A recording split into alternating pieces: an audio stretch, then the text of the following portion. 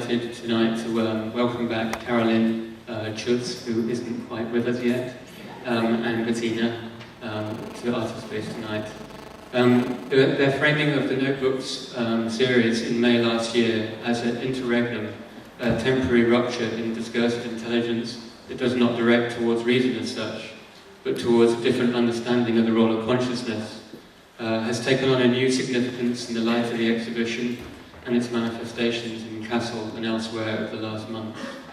It's great to have this opportunity tonight to consider both the publications and the exhibition further. We're also extremely pleased tonight to be joined by Avital Ronell and Lawrence Weiner, both of whom I imagine need a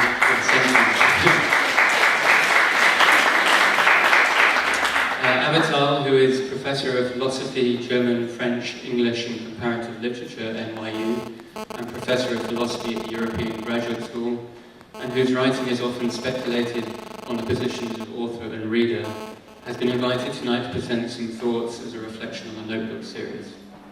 Following her presentation, there will be a response and discussion with Carolyn Schutz and Bettina, and with thoughts from contributor to the Notebook series, Lawrence Weiner. Director of Art of Space, Stefan Kalmer, has asked me to extend his apologies for not being here tonight, as he has a long-standing commitment in Paris. But we're very pleased this event could take place at Art of Space tonight, and to welcome such an esteemed group of speakers. So without further ado, I'm going to hand over to Bettina to say a few words before passing over to Avital.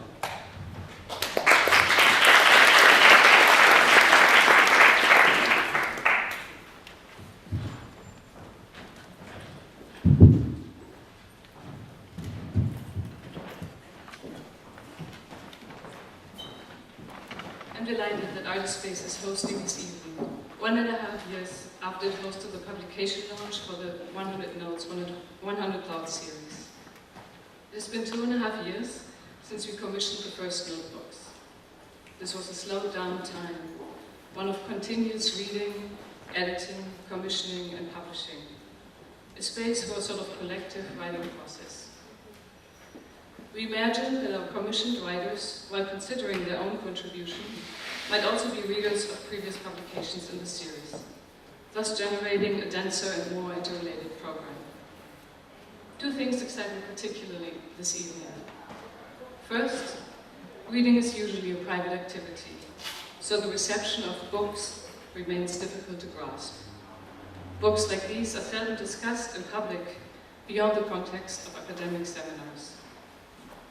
And second, the idea of the notebook as a format is an unconventional starting point for a publication series. Notes usually remain private, but this is exactly what makes 100 Notes, 100 Thoughts as a series special and timely. I'm really delighted that Avital Ronell accepted our invitation to present some reflections on the series as a whole. And I'm delighted to also welcome 3 makers of the notebooks who will later join the conversation. Carolyn and Schutz, who will come, I hope, who together conceived the series, and Lawrence Weiner, who contributed a notebook. Now I'm happy to pass on the microphone to Avital, a writer who tonight is invited as a reader.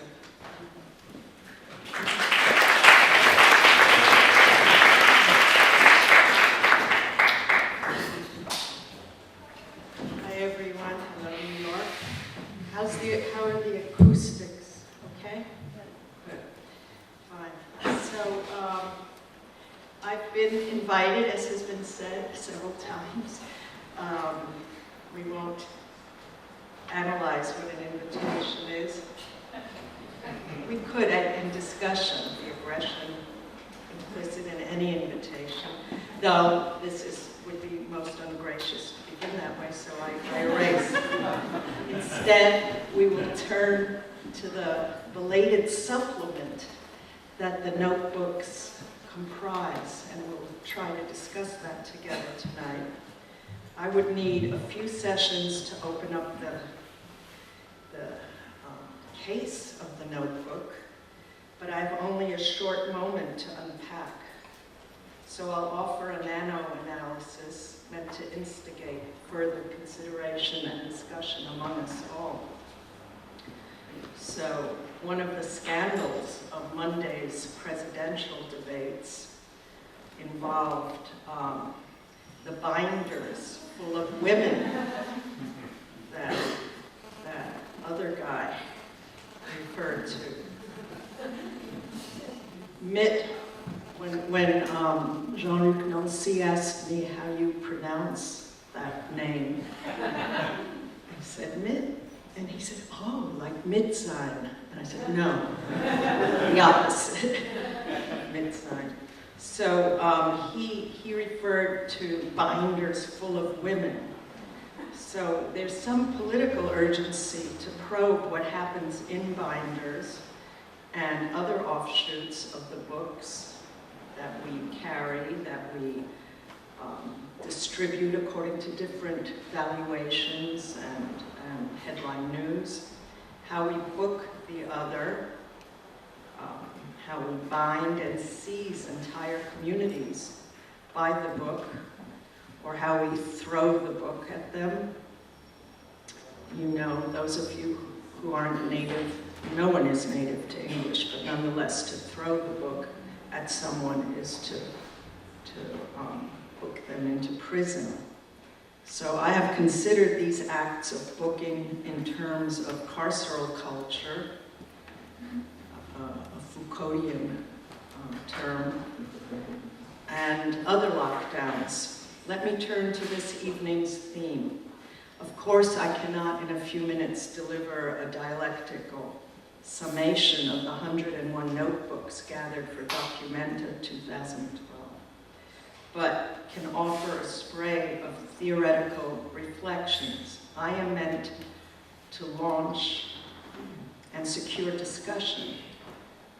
So, first I note that the Notebook Project and series offers a hinge around which the inaugural password for Documenta pivots, which swings between the domains of art and literary philosophical language usage.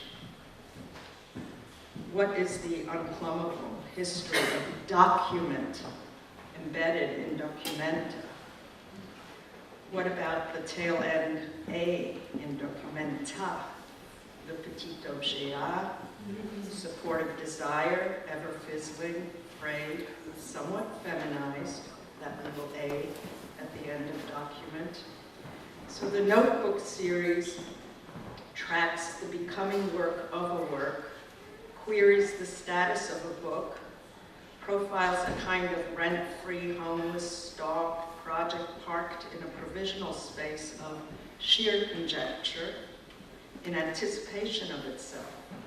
In this way, to switch metaphorology, it is pregnant with the future and bears many instances of miscarriage of project, ticking non-viability, ticks off instances of its own non-viability. And viability, by the way, is a major motif through some of these notebooks.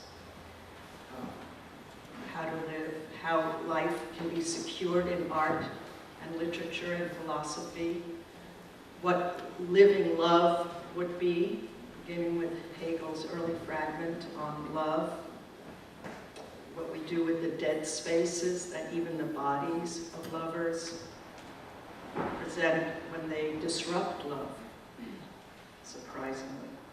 So these texts that we're going to consider tonight, they're pregnant with their own future because they are notebooks, which means they sketch something that they want to have become, or perhaps not. They're very anxious about their own non-viability. Will they have a life? What kind of a shelf life? What kind of a run can they hope to have?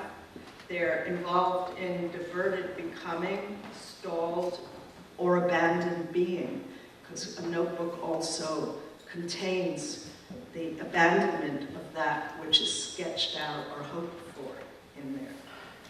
So Carolyn has wanted to, and Bettina, they have wanted to publish the unpublishable, expose the, quote, humble extravagance. I decided to write in a notebook, so it is kind of pre-technological, one big note to self. So they wanted to explore this with the expectation of probing a rhetoric of artistic practice, setting up the warm-up stages of that which is fated to die on the vine, or push forth in the bloating pride of determination. She herself points, in her own contribution, Carolyn, to vulnerable life, strained acts of witnessing and trauma that the notebook envelops.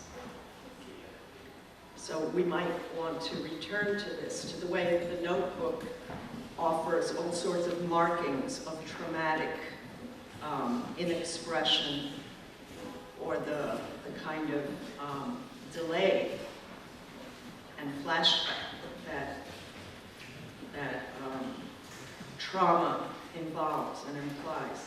Now, all of this stokes my interest, grafts onto the work I have had hand in composing, when I tried to smash the closural sovereignty of the book by reverting to the parasitical utterance, static on the line of inquiry, the types of disturbance that continually run interference with the book. Is that in my head or outside, by the way? We don't know yet. Thank you. You could have said it was in my head, and then I would just resign myself to it.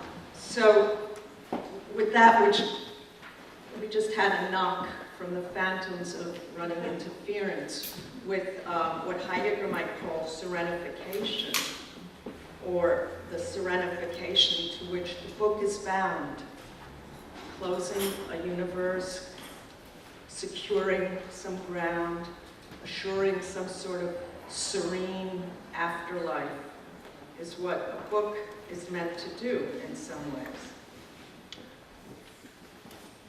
When made to splinter and break down into notebook incubations, something happens to the fate of writing. I mean this in the largest, Frenchest possible way. By writing, I inflect écriture as artistic practice, and I might add that many of the notebooks double down on dance and choreographies, inviting the dance troupe and trope to fill a scene of the conjectural thrust. So, very surprisingly, and I'm sure by some sort of arbitrary or harmonious convergence, nearly every writer had something to say about dance.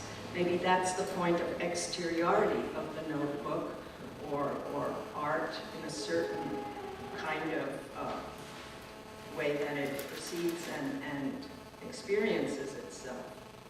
But I was very tempted today to think and sway with you to the dance movement that seizes up these texts and refers us to Kleist, to Rilke, and tightrope. I was tempted to tightrope or tightrope on Nietzsche's predilection for dance when he clears the distance of what he calls the distanz. So distance, which is essential to Nietzschean, let's say, warrior poses and philosophizing choreographies. Distanz inscribes the dance, and it's crucial to his many points of disidentification. Nietzsche detaches and distances from every substantial stronghold, including Wagner, who had him in a stranglehold. So the way Nietzsche somehow removes himself from anything that would make claims on him for a long while, or to which he felt contractually bound, has everything to do with the dance and the distanz that, surprisingly, many of these notebooks somehow want to be carried away with or from. They have a relation, a very secret but proud and amorous relation to dance. So that's just something I note for us, and we can certainly track that and try to see why these notebooks are dancing in a kind of Fellini-esque procession, like some of the ends of Fellini's films.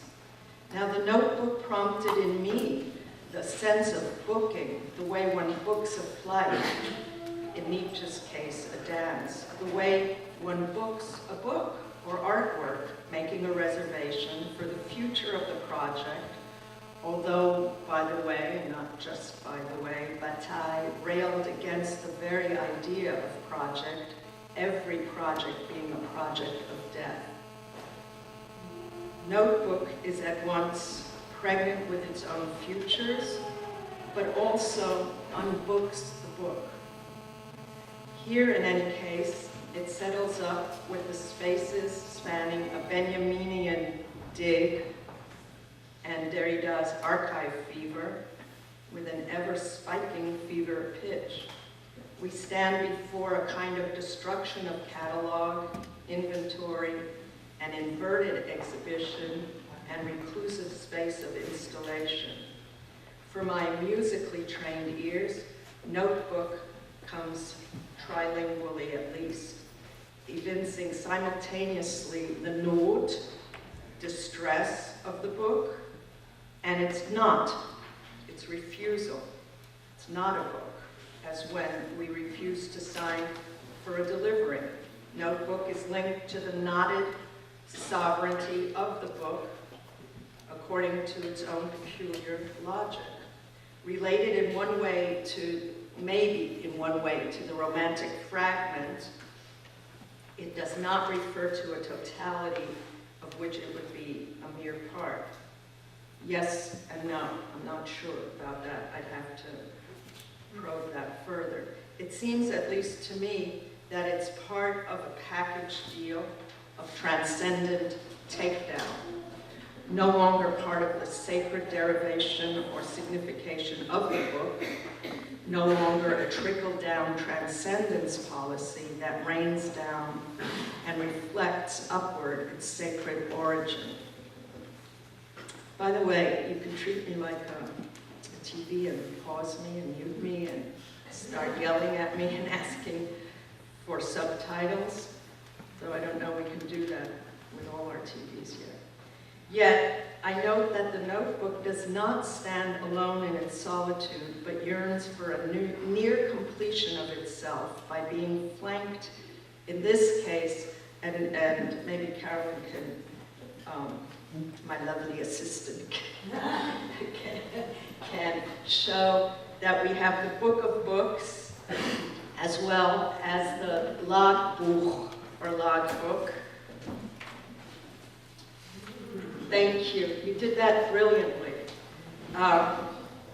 So this is not nothing, or it is nothing, because it's very important that there's this trinity, I think, and something that we might want to discuss, because it's not innocent or neutral to refer to the book of books. It's either a desacralization of the book of books, the scandal of trying to supplant the Bible, or what is unsubstitutable, recalling and echoing and presuming to fulfill the destiny of the book of books. So I leave this ambivalent structure to further reflection, for it may be that every book, maybe every book, seeks to replace the book of books in a parasital switch. So I'd like to make only a few more points, maybe little bullet points. How's your energy? Can you handle a few more points? Okay, thank you. Then say a few words about the contribution of Judith Butler, though I am prepared to speak a great many of the contributions tonight. I was tempted to do a Scheherazade and just keep on talking about it and see if that would spare my life. I'm not sure. Now, what these books have in common, the notebooks, are, okay, I feel the phantom is arriving, that they have a lot to do with transfers, transference, with letters, with postcards. Carolyn's notebook begins as a letter. So many do. Some of the notebooks expose letters. For example, when Thomas Mann was freaking out because Schoenberg was on his case and writing to Adorno, holy shit, what are we going to do about this? What was Adorno going to say? So there's many, many letters involved in these notebooks, which of course takes me to the motif of the carte postale, or the postcard in Derrida's work of that title, which takes down the book in really significant and powerful ways and destroys it in certain, according to certain protocols of metaphysical, let's say, bullying. What's a postcard? How does it change the whole language of destiny and destination in terms that Heidegger introduced and by which he displaced a sense of mere subject, and so on and so forth. So those are little notebook-like notes. I'm sorry if it doesn't make extreme sense to everyone, but I'm sure it kind of does at this point. So these notebooks are involved in tracing and disrupting a whole itinerary of send-offs, of being sent, of letters, of lettres, being, and what happens in the whole network. And here I'd like to do a shout out to Friedrich Kittler, who left the planet this recently, a year ago almost, and who's helped us think so well and even outrageously about the way networks and notations and systems of notebooking things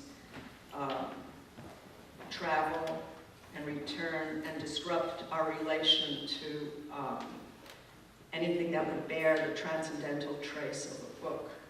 So this would be one thing to note and perhaps continue to discuss. Another is that all of these letters and postcards sent among friends about enemies, making enemies and friends, have something to do with friendship and what Derrida calls the politics of friendship, and what happens when you send something, a package. Goethe opens one of the conversations with Eckermann when a package arrives from a friend. What happens in that moment? And these notebooks contain not only the letters sent and sending and creating, constituting and deconstituting friendships and borderline enmities, but they mark a certain parasitical inclusion and a really important alterity that the notebooks try to hang on to. Nimrod told me that Beethoven's notebooks suddenly are disrupted and have something like a suicide note, very poignantly placed and embedded and part of a note to self.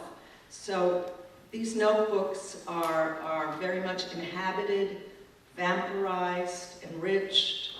There's all sorts of things that are squatting in there that do or don't want to live. We're not sure in terms of a clarity or lucidity of, or luminosity of meaning.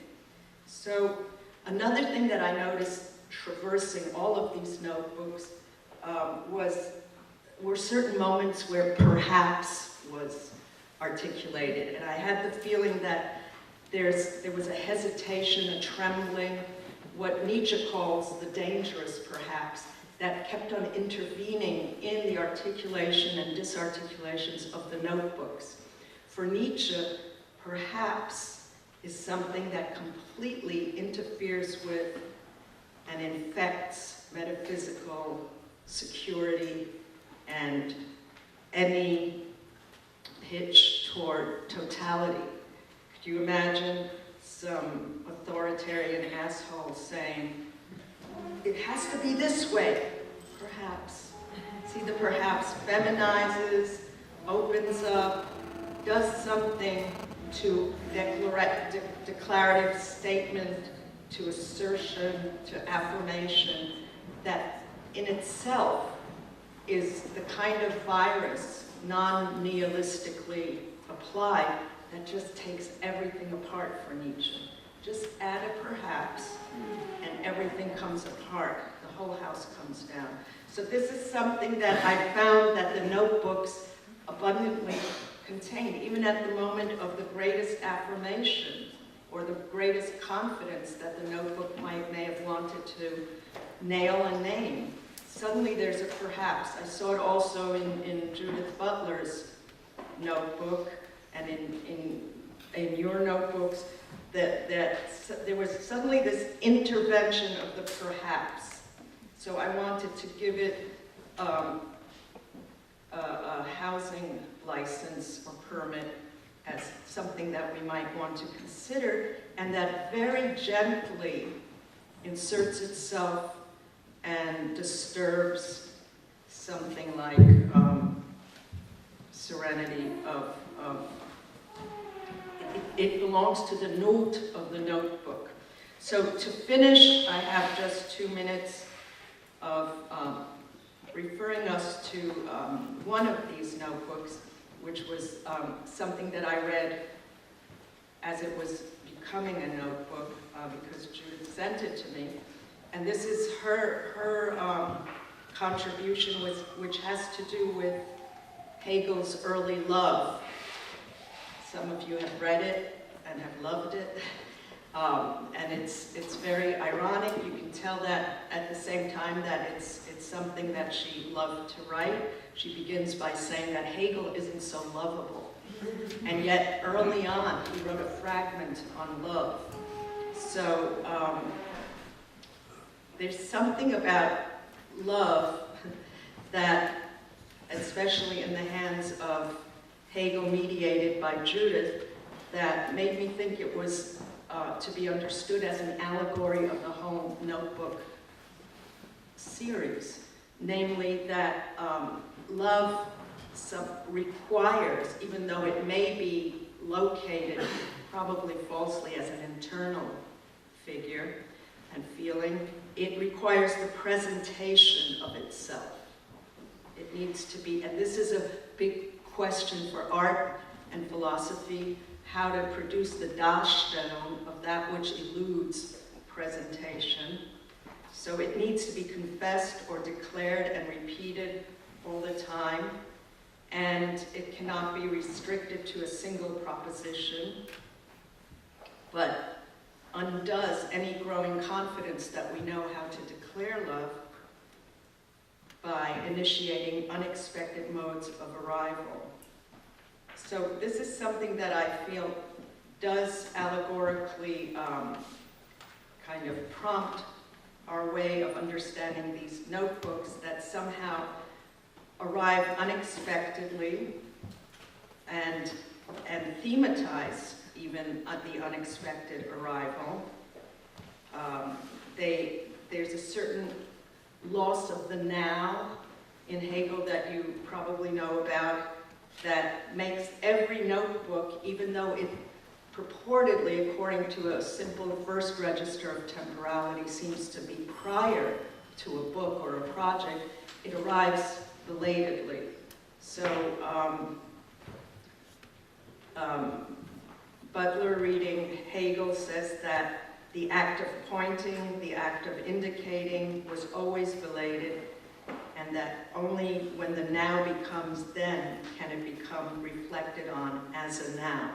So, a fast dialectical moment that I want to see reflected in the following ending of her conclusion of her contribution, where she writes about the evanescent itself, that which is fated to disappear quickly the moment it appears, like perhaps a notebook. And this has everything to do with the domain of appearance, of that which arises and passes away.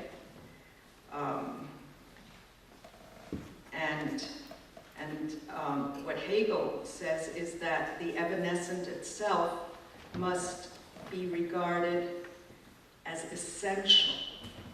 So what passes away quickly, what seems inessential, marginal, barely perceptible, is for Hegel essential. So this is why, again, we are very interested in the notebook as something that may appear to be secondary or even excremental in some ways, coming after or before the great work. Hegel urges us to consider the evanescent or this quality as essential. So somehow truth, Hegel writes in this early fragment on love, always involves drunkenness. So there I could really start talking about thinking and drinking, about forms of intoxication, art, and so on and so forth. So this is the fragmentary reference with which I'll leave you, because I feel I've maybe launched a discussion, but you know that I'm capable of carrying on for hours. Thank you.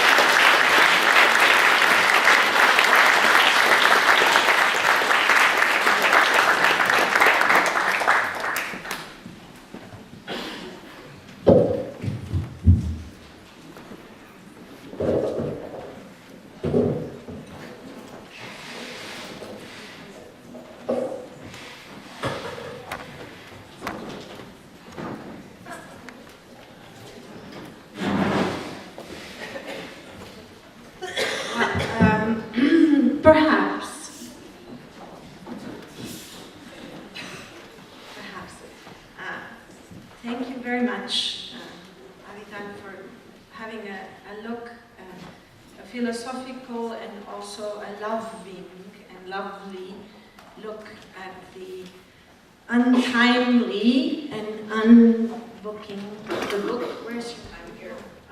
Oh, okay. Which is a beautiful thing to do and to do together. I noticed many things you said. I wouldn't be able, because of the evanescent nature of the essential things you said that were very perceptible but barely rememberable all at once. I can just go through some of those words that you said, maybe, and then add a few thoughts. I've had afterthoughts on the notebooks. I'm very happy to see, aside from Lawrence here, also Alana, who's a text from the 70s that I found speaking about the relationship with the artist, and that was not published really. It's unclear if it was really published or some sort of a broadsheet. Was one of the notebooks, so thank you for being here as well. I don't know if there are any other authors of notebooks here. Raise your hands. No. Okay. Irene is here.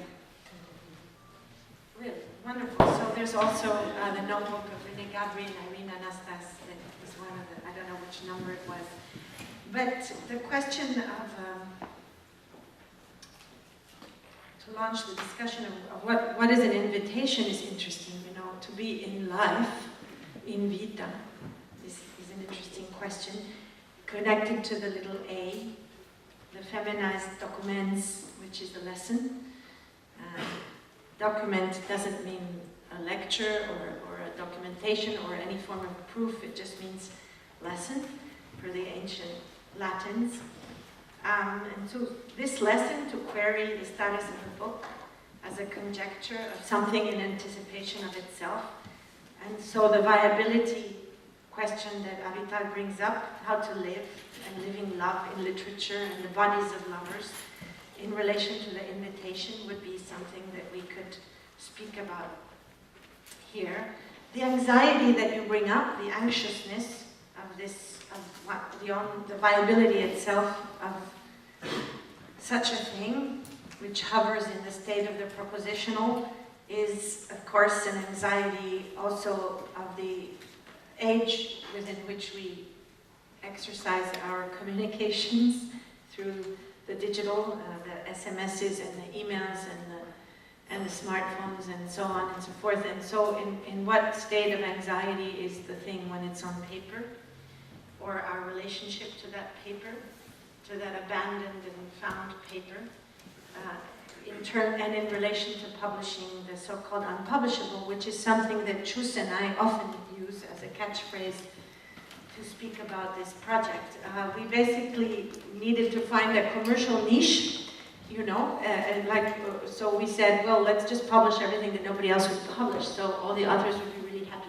So who would publish a text about a fragment of Hegel on love? You know, it's not Friends of War, it's not a book about gender blurring, it's a comment on a text which is itself rather obscure, and which you have to read if you're going to read the text. But the question is, do you have to read the absent text in order to read Judith's commentary on it? But very interestingly, in that notebook, Hegel is never quoted. There is not one quote.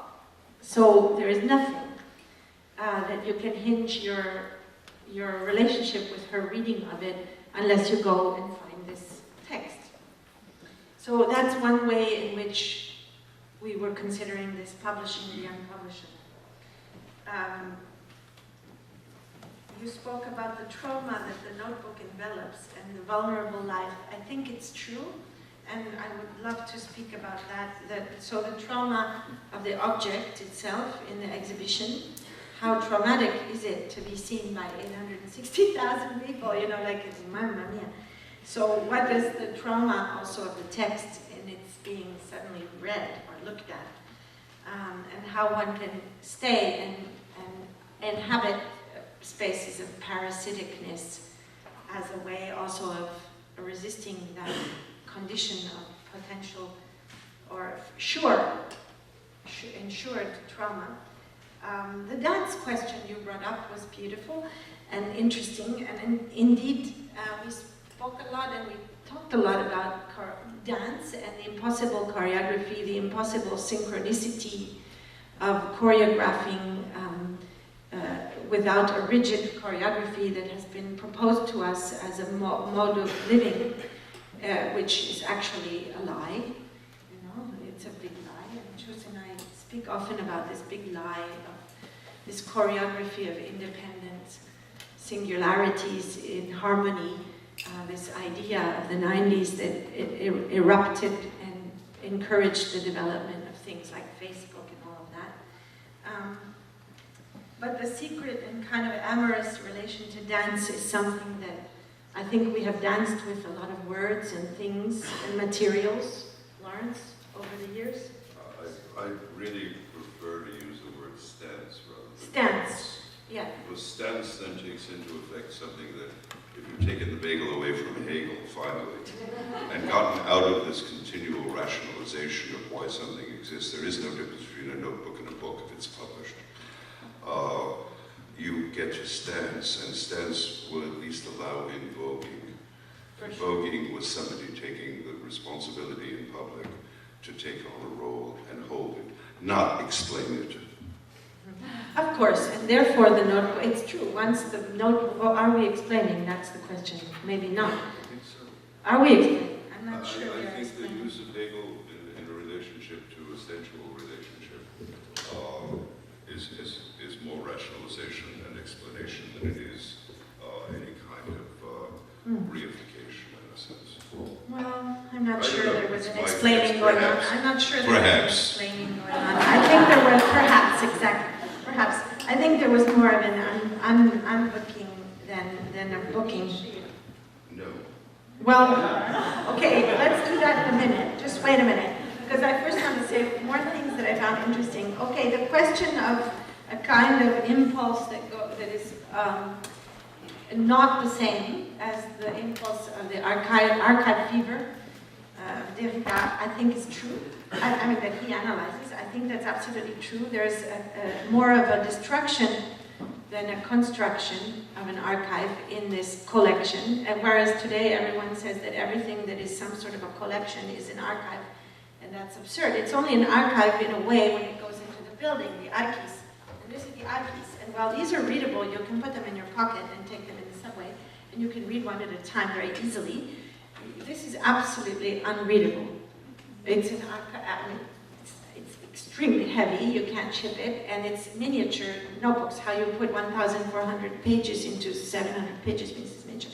So you would need a magnifying glass. So there are many, many ways in which this is unreadable. So to switch which is readable with which is not readable was one of the dances that we tried to perform. And indeed, these are published in 2,000, to give some facts, 2,000 copies each, which is nothing. So the publisher said to me, I said, well, how many can we sell? And she said 20,000 of each. And I said, shit, then let's publish 2,000. And they said, but why? I said, well, because I really have a nostalgia for the 60s catalogs, you know, that were made. There's very few copies, and you have to really want it. You really have to want it to have it. And it can go immediately into the collectibles and not into the trash can, which is where most of the, art fair books go and all of this stuff. So this was published, the unreadable one, the illegible one, is published in, God, I don't know, how many, 30,000, 40,000 copies, 35,000 copies, and it's illegible. And these are 2,000 and very legible. And this notebook, for example, is called Leserlichkeit, which means illegibility, and it's a comment on the question of illegibility in relation to Maya Shapiro's notebooks, which are notoriously illegible, almost like doctors' prescriptions are, except the drawings are very legible, which brings me to the question of drawings and words and sketches, and my predecessor, Harold Zeman, in 72, you were in that documenta, he published a catalog where he published his telephone book, which was like a notebook. It had all these little drawings in it and scribbles next to the names of the artists that he visited. And that actually, I thought about that when we started this notebook project, because I was looking for ways to also repeat, but also contradict and to question and stick with the troubles of where the association between the visual, the drawing, the draftsmanship, and the writing was simply a trope coming from the way that we collage text and images on the internet in our usual daily life, therefore just a pure pop repetition of it, and where instead the association of these elements and the bringing the drawing and the writing so close together in the way that it was also an interest of that time, if one thinks of also the arts or the work done with script like Mario Merz and Bruce Nunn and so on, and therefore in what way it had to do with hieroglyphics and a civilization that could layer also three ways of thinking of language, the pure syllabic, the pure, the image being the thing, and the three layers of Egyptian language. What's the third one? I can't remember. A mixture between the two. It's the area of the perhaps. And so how we could somehow therefore repeat but also resist through investigating that hieroglyphic area that you have invested and investigated in so many of your artist books. I think Lawrence's artist books that he's made since that time, or referred to before that time, I just referred to, were also an inspiration. That's why we invited you tonight. So please be nice and get off the Hegel question. That I think was something. I mean, we don't always have to be polemic together. I mean, there's so many people to be polemic with around here. I'm not here, but outside of here.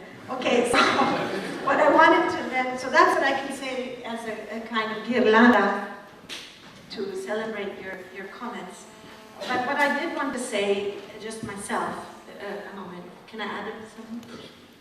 About the notebooks is that indeed there are 101. There's not 100, even though it's called 100 Gedanken and 100 Notizen. There are actually not 100 thoughts, there's 101. And of course, what is number 101? You know, number 100, oh, and the Book of Books has one less. Did you notice that? No. Ha! Number 52 is missing.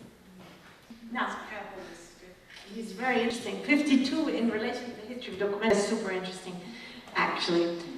But, you know, it's also a very interesting year in the history of Western Germany, 52, in relation to why the troops left after the war and in relation to the history of the writing of the Constitution and so on and so forth.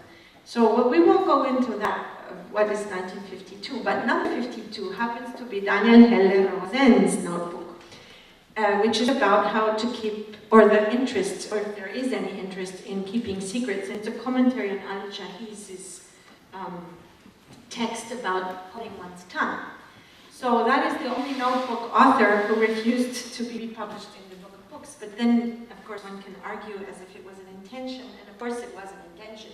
I never would have thought that a notebook about how to hold one's tongue should be reported and republished in the archive, in the archives, in the space of power, because that would be a real problem in the Book of Books. Speaking about the issue of the Book of Books, that maybe Chus might have something to say.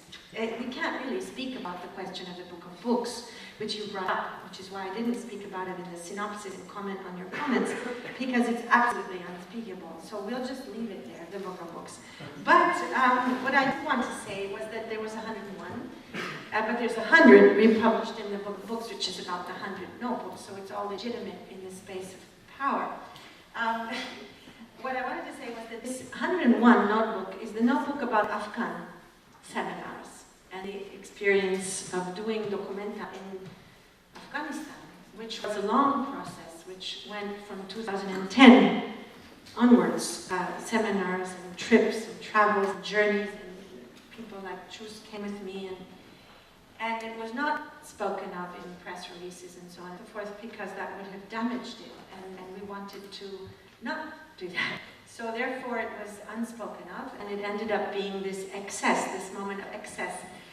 And so, of course, to refer to our good Bataille, which you referred to, who mentioned in 46, when he wrote La Parmedite, that energy, that there's always too much energy. And this energy comes out as, I mean, we all know this, but it comes out as war, or it comes out as libidinal energy. So it comes out, it can be a waste. And so therefore, if one wastes and doesn't accumulate wealth, for example, there is a possibility of not going into the space of destruction and war. So we just thought there should be an excess. So the number 101, which is about a place that is experiencing war for many, many years, even though they say it's after the war.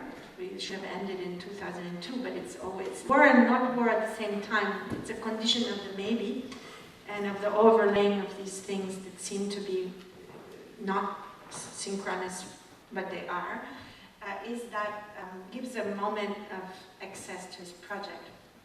The other thing I want to add was, someone asked me, they said that I'm very confused. You know, someone said, it's really, you know, you're confused. And what is like Documenta about? And Documenta, you know, it isn't about, no real coherent concept. I always said it's a no concept. Well, somebody said it was the no concept concept, and I said, no, it's not a no concept concept, because that's a concept. So how can you have a no concept concept? So I don't have it. Of course there's a concept. I just don't know what it is yet. Haven't figured it out fully. It's in the area of the maybe or of the perhaps. But then I thought about this question, and I think that it's not a relativistic project. You know, relativism and moral relativism, they're so close to each other. There's nothing that contradicts something else in this whole project. If you read all the 101 notebooks, they're not two things where this person would like to throw at the other person and arrest them. So it's kind of based on a principle of non-contradiction, which is important. It's not based on a coherency, but on a principle of somehow non-contradiction. I said the thing about the illegible. So Pamela Lisa said is about illegibility. It has something to do with time. So if you commission 100 people to write a notebook all at once, and you give them the same deadline, they can't talk to each other. And it's really bad. But if you build it like a ghirlanda, which is a kind of succession of things that occur, you don't oblige Judith Butler to read Ethel Adnan's notebook about love, also about love, or Michael Hart's one about the political dimensions of love. But it is possible that she might want to if you send them to her. And therefore, there's something which may or may not connect these notebooks in terms of them being also readers and not just writers. And in a society of producers and not really consumers, which is the paradox of this kind of overflow of information. Everybody has to make the video and make the thing, upload it really fast. They watch on the internet, but not so much time to be a reader or to be a looker. So they watch a little bit, because if you don't watch a little bit, then you cannot, you know that yours is also thrown into nothingness, and there will be no looker and no reader. So you constitute the visitor and you constitute the reader, but as a survivor strategy, actually. So this was also the creation of a number of reading things together, of people that read what other people have put forth. So that has something to do with the kind of different temporality of the documenta in general, I think, which also is true in the so-called exhibition part, which is not necessarily exhibire, it's also inhibire a little bit. So we spoke about the homage to Zeman. So in a way, this is the other thing is they're not all notes. Some of them have facsimiles of notebooks, but some of them are notational in other ways. Some are, they look like classical, just text written, like a new essay written for.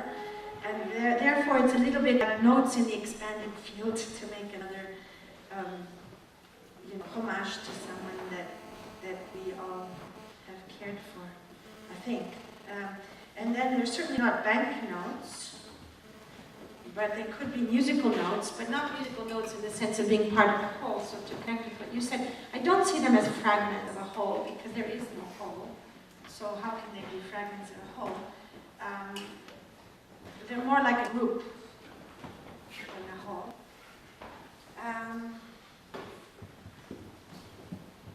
Well, anyway, I think I've said so much right now. The 52, I spoke about it, yeah. Okay, and then love, yeah, that transforms time and shatters linearity. And then I was going to mention Judith Butler's thing, but we don't need to do that. Tangents and following tangents, I think. Following tributaries of a river and following tangents is not incoherent. It's not a question of incoherence, and it's not a narcissistic disorder only. And there are lots of purloined letters, also not just letters that are esoteric or about somehow the possibilities inherent in a secret. Some things are just out there on the mantelpiece. An interesting thing in terms of the time of them coming out, indeed, we never gave really deadlines or schedules to anybody. And we printed them when they were ready, so they came in waves. So if you study when they appeared, you can't come out with anything as interesting analyzing what number 52 means. And the last thing I wanted to mention, which I think I mentioned when I tried to lure you to be a notebook author as well, and failed, but gladly so, given the lovely reading that you made tonight. But not having deadlines, it was impossible to do it, because there was never that mode of persecuting you, I think, to the degree. Yeah, exactly. But what I meant by this question of the not deadlines, it meant that, that it stayed in a certain condition of propositional partialities, and also in its appearance, rather than the writers following some sort of a structure system that was given to them. We kind of tried to do the opposite. So I think that is what I wanted to add.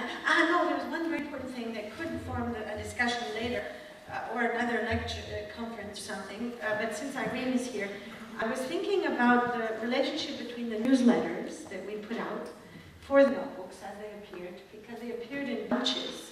And then there were these newsletters every time a bunch appeared, and we did a little presentation. There was always an embodied moment reading, whether that was in India or in Beirut or in Oslo. There was a moment of embodied presentation and reading. And there were these very theatricalized texts that Chus and I wrote that were antithetical to the normal language of press releases and irritated at the beginning people. But after a while, I noticed people started to collect these emails into these newsletters. And there was another list. It was also a way of deflecting attention from the exhibition, so people would ask me, what's the documentary going to be? So I wanted to somehow protect what we were trying to figure out. When we were trying to figure out what to do, we were buying time. I was buying time by making this whole notebook series be presented in different places with these different texts. But there was another project that had a similar use of scansione del tempo, modulazione del tempo. How do you say that, Smith?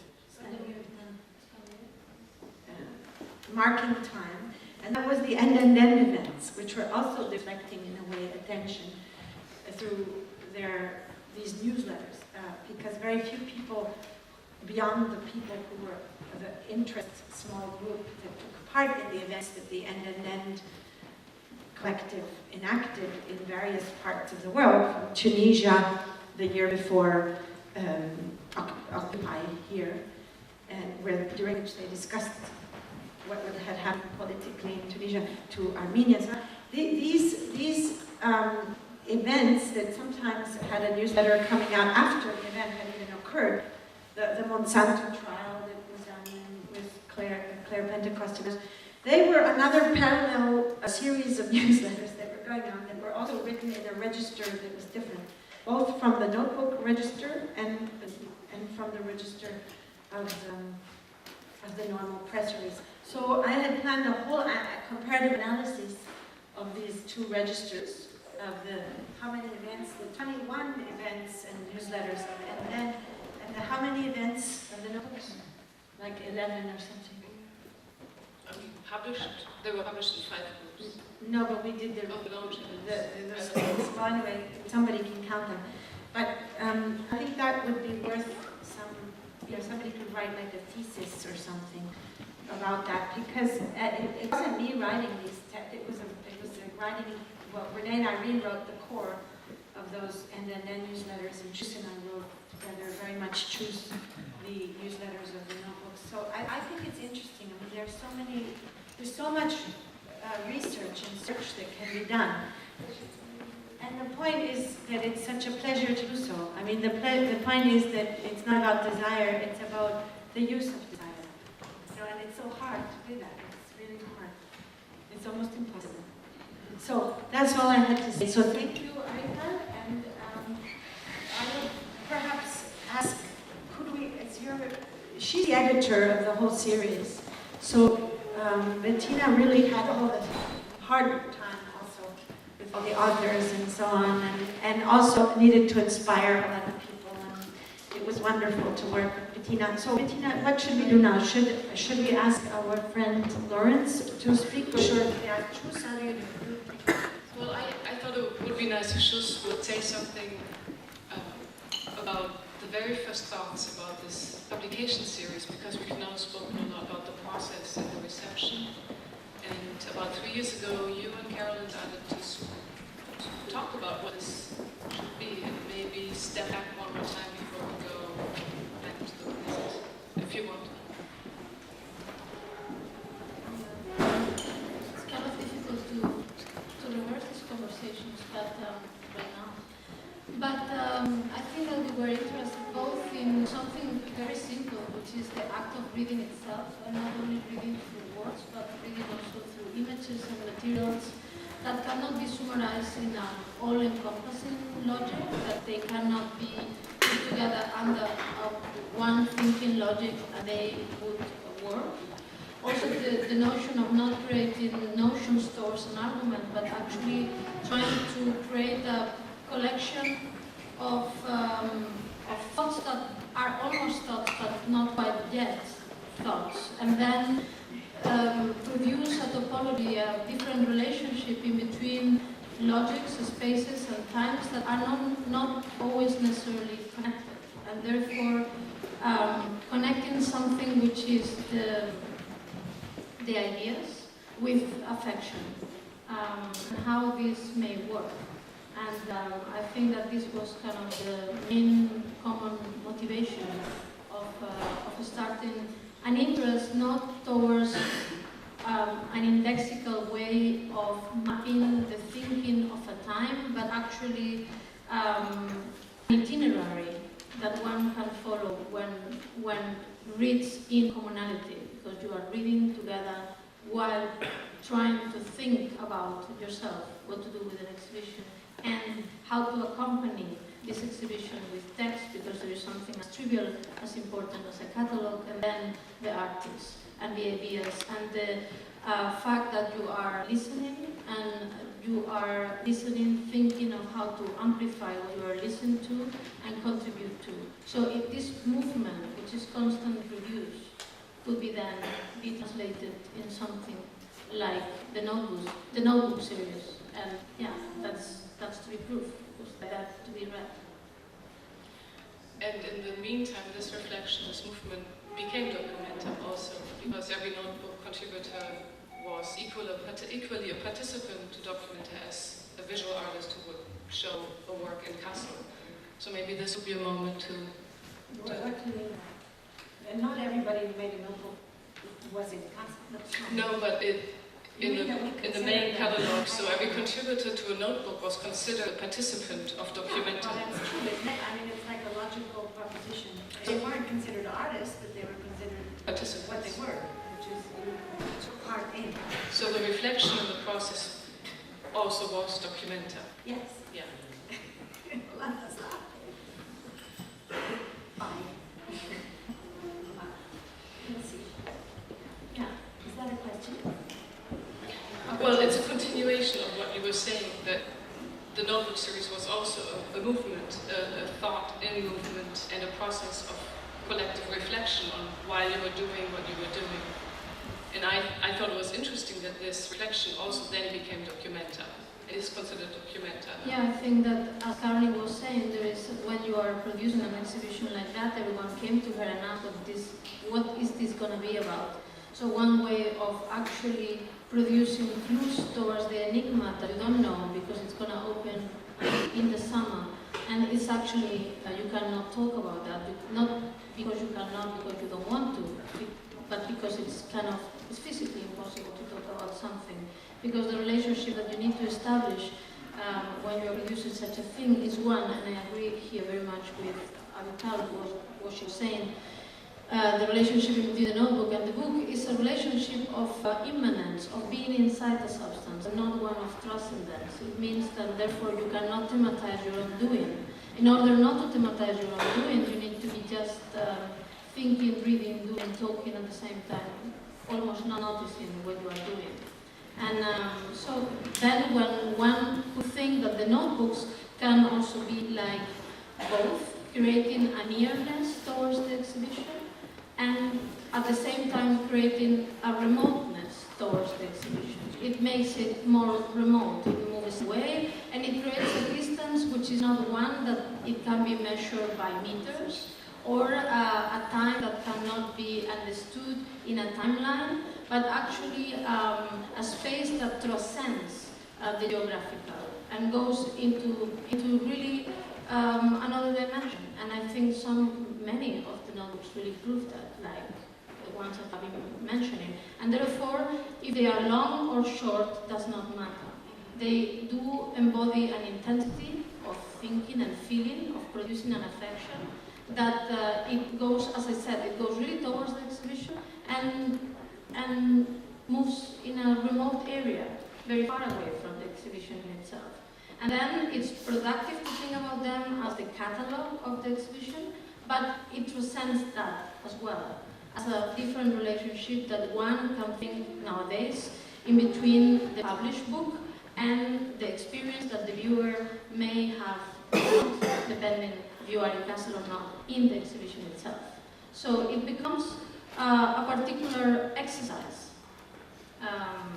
of kind of an exercise of thinking through and not thinking about what you are doing.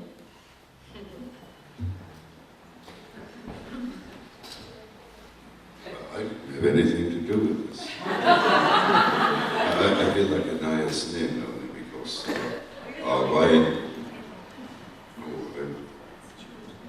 don't know what that has to do with anything. No, with the idea of putting together a document. I had the advantage of being an artist who was invited to participate and didn't know how. And began to put it together in conversations. The only thing I had going for me was not talent, it was a certain amount of discretion. So people did speak in front of me and think out loud in front of me, but I had nothing to do with the books. I still think that notebooks are books, and each one of them is essentially an object, and it's something that people put out into the world. But that's it.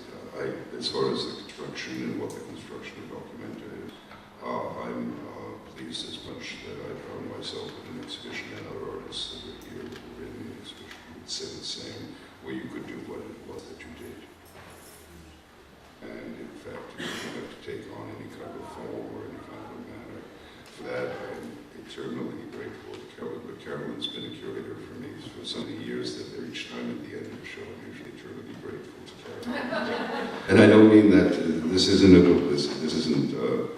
mutual admiration society, it's just that it works, the relationship works very well with the documentary. As far as putting the books together, what it is, I don't... Do you want to speak about your book? No, let me try to find it. It's somewhere in the front. No, but I have it. Well, there's no reason to have it. I do know what I need. I tried to make a notebook at the moment where I was disassociating myself essentially from what I think is an overwhelming sociological aspect to the rationalization of art. And I tried to make a notebook that would be able to deal with the facts themselves and what my voyage was, my little journey. But I was one artist in an enormous exhibition, so it was my journey, and I basically finished my book. They published my book, and I figured, by God, I can get up and sing and feel clean.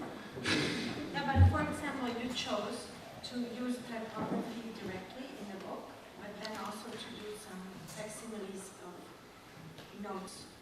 I didn't have the technical facilities to reduplicate these things, so I just scanned them. It's not rational. That's what books are about. Right now I am in front of two rather different registers together. Yes.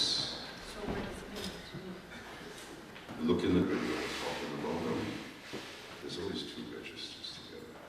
But my use of what I call gestural language is just an affirmation that not just artists but mathematicians, anybody essentially, will develop up language past the point of where it's going at the moment. And it has nothing to do with regional or ethnic languages. It has to do with the fact that language develops by virtue of necessity. And there's the anecdote, and I think I did explain it to Carolyn, that I was on some French television program and we were talking, and somebody said, what does that, why did you do this gestural language? And one of the people that was standing there, his son was there, a typical French television interview sort of thing, and said, Papa, basically, we use that in school. And they looked at him and said, well, what is it? What do you mean we use it in school? What's it called? He said, it doesn't have a name yet, but we use it. And I think that's what exhibitions are about. They're about putting up things that may not have a name yet, but we use it. And that's for every artist that's invited. That's all I can say. One of the points that Lawrence mentioned was that we didn't know what to do, I think he said at the beginning. And so that is a characteristic of Documenta, because we have many years, and when you have a lot of time, there is somehow more uncertainty than when you have little time. So we went through, I would come to New York every 6 months or whatever, and we would talk, and we didn't know what to do. And then I would come back 6 months later, and we would talk, and we didn't know what to do. So totally not in line with the notion of time as a space of productivity so on. But in the end, there was a glass between the empty part of the Fridericianum and the so-called brain. And on that glass, there was two things. The work you did all over. I mean, there's more than two. There's one. I'm being confused. But in the middle of the middle of the middle, the middle, of course, can be anywhere. But you did put the writing in a very discrete way, like you said, on glass as well as in a less discreet way on the building at the Bibelgartenhaus. That was discreet also. It looked like you could say no parking. Yes. And since the basic wandering around for an hour, they just didn't, most people didn't notice until they noticed it. But that's nice, that's an advantage, that's just a privilege when somebody allows you to put something in a way that it didn't have to even compete with publicity. It just was what it was. But on the glass, we often end up with glass, you and I. We ended up with glass in the PS1 Yes, on we your did. own time, and we ended up not with glass, but with the membrane on the inside and the outside with the cloth. So we're often hovering on this membrane. I guess we have a very transparent relationship. Okay, so I'm trying to be serious. I'm very serious. How can we talk about the Yes. politics of love and the advantage of sensuality if we can't talk about transparency? I noticed, I mean, I had the sense that you were offended by Hegel, but your text has Hegel smeared all over it. It says take a bagel for bagel if you read the text. The point is, But I that personally still have has- a Hegel that's problem. why It gave it's us the smeared. two worst economic forms in the world: Soviet communism and American capitalism. They don't work. What is the Hegel problem? I don't know. We'll work that another time. We'll But it never is a work big- it out. it's a big problem. Hegel It is a big such problem. It's a problem? Yes. Why? Until we can find a logic structure that is not based on Hegelian base, we're not going to find anything different than we have. All we keep doing is readjusting it, refixing it. It's what happened to art at certain times until somebody just sort of like looked at it and said, that don't work, let's not do it. But the Avital reads things in a different way. Yes, I know, but Always. the product you have to make doesn't have to do what the product I have to make has to do. And the product I have to make doesn't do what the product you have to make has to do. So therefore, maybe we have two different means of production. Yeah, I don't make product. Yes, you do. You make a cultural logic structure. No, this isn't personal. It's just that you make a cultural logic structure, and that's what exhibitions do, that's what art does, and if there is no reason for building a cultural logic structure, there's no fucking reason for higher education or art. Of course, but the question is always vocabulary, though. I mean, evidently the connotations that Avital attributes to the word product are different from those that you are attributing. Because, I mean, to conduct ahead of is a product, but it's also associated with the economy. And I think you are using it in a different way. I was just trying to avoid using the word thing. You could use the word work. The work. The work. The verb. The word. Could you use the word verb? Lavori. Labor. Lavori. What is it that you Werk. Arbeit. Was ist? Opera. No, opera is a body of work. We're talking about one word. Sorry.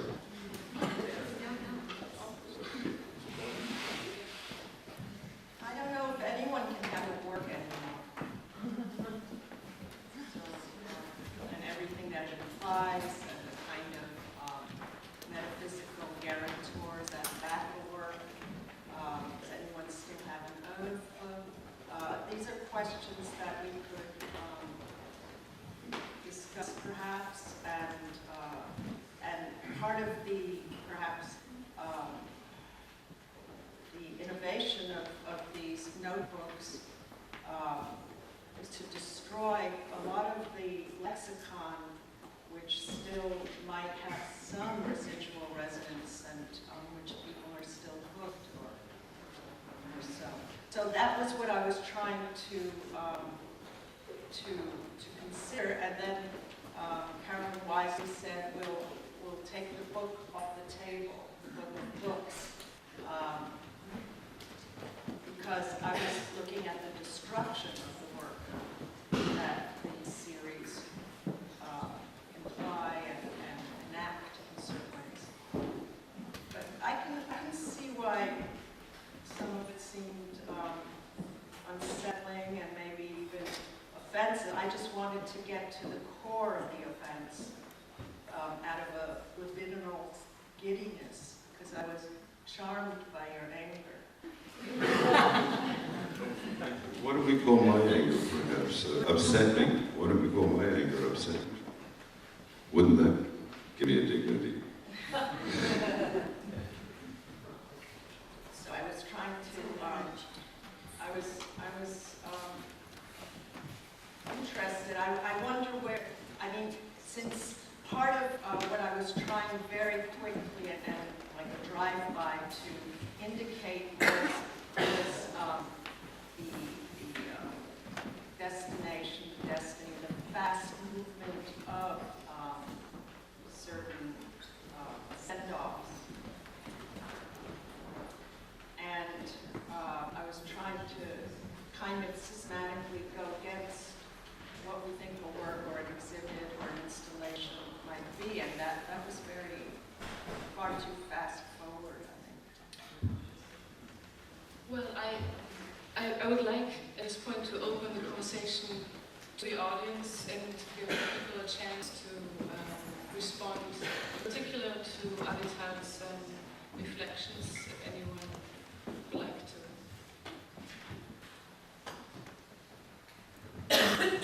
Well, I have a different question though, about the notebooks. Actually had a third dimension, because they were, during the 100 days of Documenta, they were activated. Those notebooks were read. I think it's a very important aspect of the notebook series that they were activated.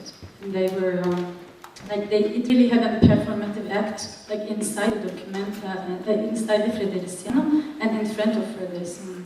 So I'm curious to know, like, how did this idea come? Because I think it's very important that the notebooks get published and become public, and they are being read and become public, like, second time. So I'm curious, how did it come?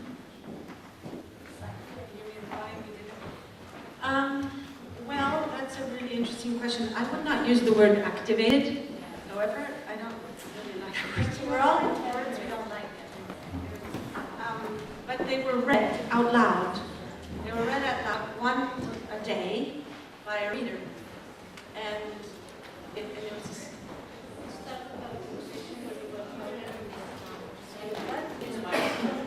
Yeah, it started with a conversation when you were traveling in Vietnam. No, I don't remember. We were talking about, we were kind of on the phone talking about the notebooks and the authors and the fact that it stopped somehow. It only would be reaching 100, but then how to honor all that energy and all this movement that is created there. And then in a 2-hour conversation on the phone kind of hit it. It came to the idea of somebody of a different generation should pick from them and read it to the people, as simple as that. You mean younger or older? I don't We know. were just saying to We went out- a different generation of the authors. But then we just got out of that generation thing. I think it had something to do with also my irritation towards the notion of public programs. Because there's always these, I mean, it's kind of banal, but there's always these imparting schooling, this educational turn of the art world is supremely irritating. It's like a Baroque moment of the discursive turn of the 90s, Catherine Stangeman and so on. And I was thinking that rather than giving lectures, there could be moments of reading, that's all, of reading as a moment of pleasure, and that the readers were more or less not clear who they would be. It wasn't chosen at the beginning. But this is like a niche question. It's an interesting question because you were working in the Documenta, but I don't think many people here know about it. So it's good that you brought it up, that the readers know that. At 7 p.m. every day at the Finnish Channel, it's like a modest proposal, you know? As opposed to 100 days, 100 lectures, it was the modest proposal. But I think that it was interesting that Chus mentioned the generation thing, because thinking like Queen Latimer reading Atal Adnan notebook, or Aaron Peck, who was part of the writer's residency, Who read Atal Adnan? Queen Latimer. Oh yeah. And who read Aaron Peck? Aaron Peck was reading. What did he read? He made a blind date, so he just picked something and just kind of, so just to comment that was kind of. Aaron Peck was one of the writers invited to the writer's residency in the Chinese restaurant, which was another thing. At the back of the park was a Chinese restaurant, which is very weird, where there was always a writer in residence. Actually, speaking about your interest, she was the first writer in residence, and very few visitors went to the restaurant at the back of the park. Everybody knew about it, but it was more like in the realm of fiction. So we had Enrique Villamatas by himself in the restaurant writing. And the visitors were so caught with time having visited the Documenta and see the artworks that they didn't have time to go hang out and talk with Enrique Villamatas in the back of the Owen Park, especially it rains a lot, so to get there is difficult in the Chinese restaurant. But Atal Adnan, in one of her lonely afternoons, she's a magnificent writer, you know, one of the best Arab, as they call them, Arab-American writers living between South Southampton, California, and Paris and Beirut. It then said, hey, today was like the most fantastic day of my life because the grandchild of Walter Benjamin came. We had like a whole afternoon eating Chinese food and talking. So these very interesting things that are not so visible of the Documenta occurred, like the reading of the notebooks and so on, and Walter Benjamin's grandchild. Very interesting other aspects of the life of Documenta 13. Documenta 13 had a life. It was a little bit like a life.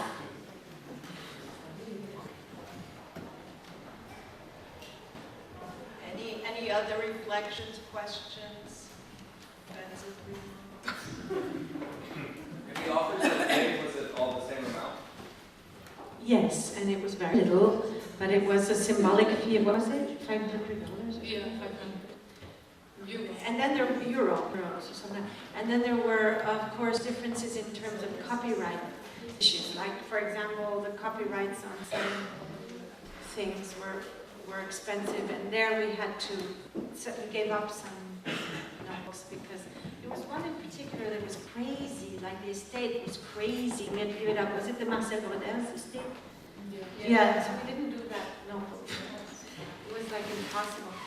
But otherwise, aside from the negotiability in terms of copyrights for photographs or texts with estates, usually, it's never with the person themselves. The person themselves, there's always love that comes in. The estate, it's like this bureaucracy of death, post-death, that comes into the question of capitalization and so on. So that's the answer. So there was some unbalance in the cost of the different notebooks due to that, but otherwise it's more or less that. Yeah, which is taking the budget of, a very good budget for art authors' fees. How much is 100 times? If you were an artist, you didn't get any money though, because you were already invited to the exhibition and you got to produce your work. So we didn't pay the artists for the notebook. But if you take that author's budget, 50,000, you can pay 10 people who are extremely expensive for 10 essays, or you can do this. And I did this. I learned that at PS1 10 years ago, whenever it was, 10 years ago. But I understand the questions of cognitive labor and precarious labor and the problems of that. And so that was also always on the table. I mean, of course, it's on the table. But I also think that often in the art world, we are negative with each other. And we think of it as a sort of reality of cognitive capitalism and knowledge capitalism. And that's really not where that problem lies. That problem lies in genetic corporations where they have hundreds of so-called curators, working. And So sometimes we step on our own feet by creating a microcosm of cognitive capitalism in our little universe, and some things are made impossible due to that. But I thought about it a lot. For example, the whole question of the workers in Documenta. I don't like this internship thing. I mean, there were interns, but often, always they had some grant, you know? Like they got a Leonardo da Vinci grant or something. And the other thing is that the people who participated as participants, the people who participated as participants in the performative works, they were participatory, like a language thing, like Pied Piper. For example, in Pedro Reyes and so on, in order to avoid, because it's very easy with Documenta's reputation to say, I need to find 100 people who will do this for free, you know, or who will just come in and do this. And that felt very bad, but it also was impossible for 100 days to pay these 100 people the way that is correct.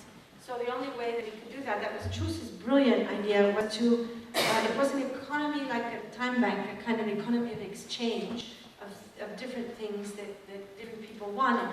So for example, she created this academy network where we made an alliance, forged an alliance with art schools across Europe.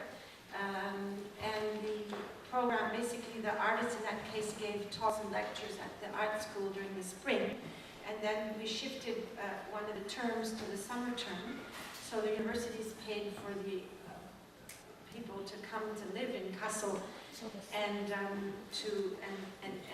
to participate in these projects. And it didn't have a cost to the Documenta budget, except for something, we offered something, but it was not an enormous amount. But they got university credits out of it, so it was like, and they had their subvention from the university. So we did think, I mean, for me, making Documenta is not just, you know, you can be in contradiction. So the hidden aspects of the procedures, it was also an exercise in procedural thinking. The procedures had to be, what an old lofty term, which is really kind of horrible, as who wrote the book, Politique against ethics, Badiou or something, you know, I mean, but to use that word that used to be used, ethics, and now it's in the mouth of all the capitalists of the world, so we can't use that one, but we can find another word to say that. We thought about it all, and we tried to do our best, but of course we failed, we always fail, but we tried to fail not too much. The finish time to stop you. Yes. Okay. There are a few more questions, I saw. Yes, question. Yeah, I have two questions for Caroline. First, were the people who were asked to write different ages, or is it all like people of the same generation? And the second question is, since I think I heard you're a philosophy teacher. Teacher of philosophy? No. Me? No, she is. Oh, you are. Okay, so that would be for you. The second question. That is so far from me. It's not even funny. I would love to be able to do something like that. I'm absolutely incapable. I think doing, and I do thinking, so I can't be a philosophy teacher. I'm sorry. So anyway, so this is for you. It's this, you know, when you see the age we're going into and all the big changes, like for example, I see the world of a 17-year-old now is very different from my world when I was 17, you know. And there doesn't seem to be like a philosophy, like a thought, like enough writing philosophy or whatever that sort of frames this new world where there's, you know, like social media, globalization, etc. You know, we're going into a new world and there is no philosophy framework for it. Could this books, 101 books, be sort of like a sort of collective brainstorming that would help people who work with philosophy put something together? Okay, the first answer is very easy. You can just Google the names of the people who are the authors. The 100 names are online on the website of Documenta, and it's very easy to have an answer. Yeah, you don't need me here to give you that answer. Excuse me? Of course I know the answer, but I think it's fun to research the biographies of the 100 of the people, and you will find the answer yourself. And, you know, It's very easy to answer. I mean, I could answer it. Yes, they're very different ages. Very young and very old and in between. But it's more fun to look them up and then find out, the different ages. And that way you can also find out their names and for example, where they live. And there's a lot of other information that comes with their date of birth, which you will find interesting, I hope. So aside from telling you that they're very different and saying, yes, they're different generations of people, I think it's more fun for you to research them.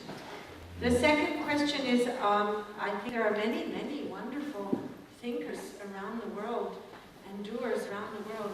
Some are artists, some are so-called philosophers, some are so-called, the terms are many nowadays.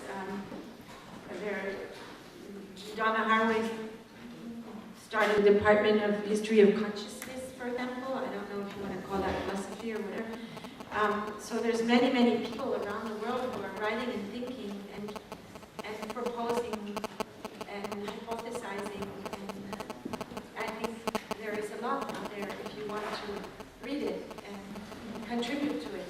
So I don't think at all we are in an era of stupidity or something. I wish we were. If one is thinking about stupidity as a possible possibilities in that. But there's so much. What I think you're asking is there an overarching, no historical period had that actually. When we think backwards, we think that there was because we simplify. But it wasn't like that when you're in the 1600s or the 1500s. There's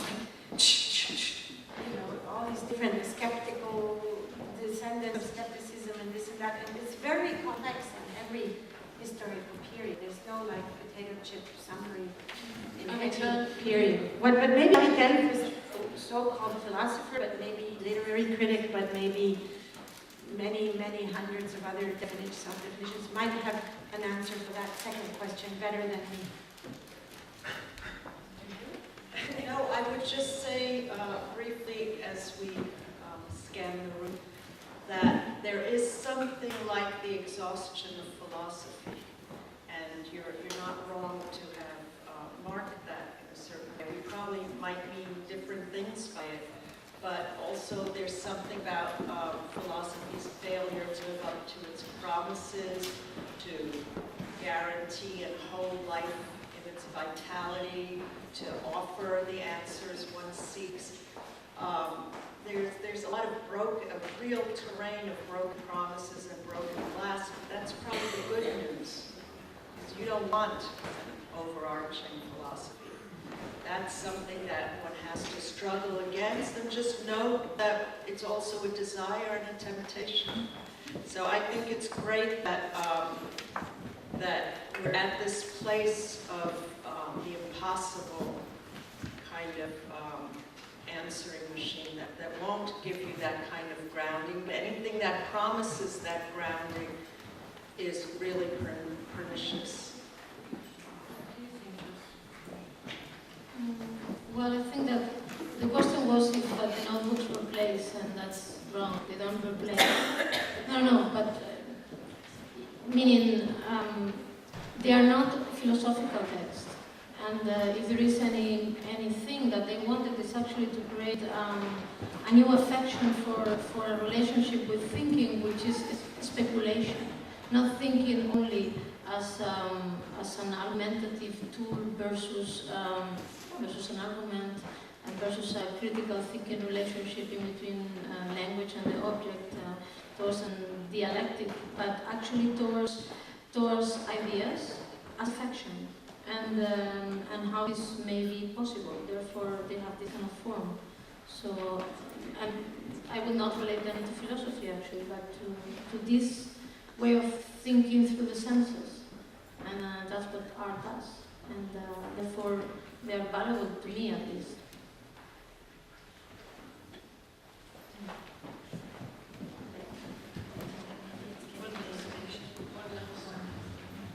My question is about how the notebooks, they were published with no title on the cover. It's just the thinker or the writer that announced.